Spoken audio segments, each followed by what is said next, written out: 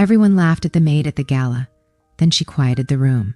The guests at the Grand Blackwood Mansion in Beverly Hills laughed loudly when Victoria entered the room. Dressed in a stunning gown, she walked down the staircase like she had walked it 100 times. But the laughter wasn't kind. It was meant to mock her. Richard Blackwood, the millionaire host, raised his champagne glass. "Look who finally showed up, our cleaning lady." His friends chuckled. To them, this was a game, a cruel joke. Victoria had worked for 2 years cleaning every corner of that mansion.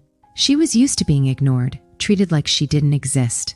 So when she received an invitation to Richard's charity gala 3 days before, she knew deep down it wasn't meant in kindness.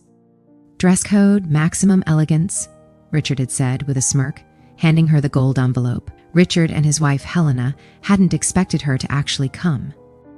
"She'll probably wear something borrowed and leave in 15 minutes. Helena laughed. What they didn't know was that Victoria didn't borrow her dress. It was her mother's, a custom-made designer gown from years ago. Because before she was forced into that cleaning job, Victoria had lived a very different life.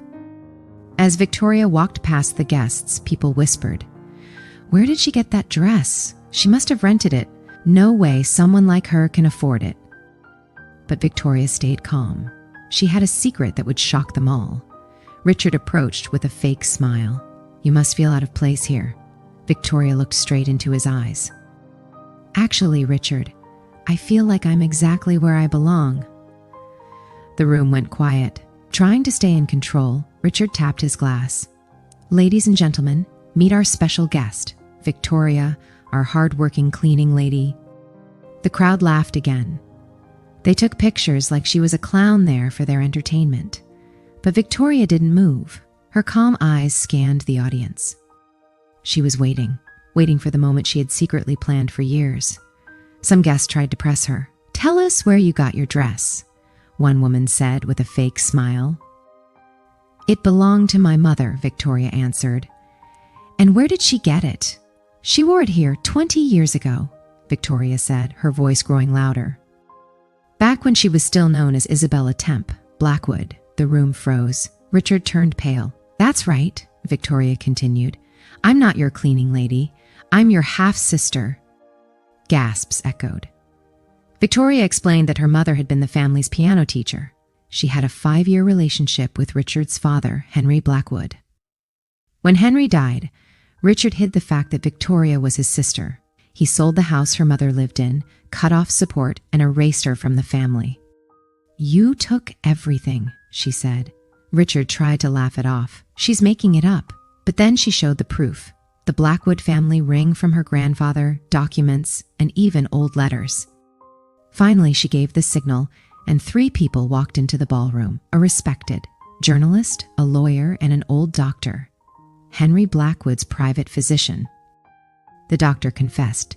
Henry didn't die of natural causes. He was slowly poisoned, and Richard was behind it. The lawyer confirmed the original will had been changed to include Victoria, but Richard hid it.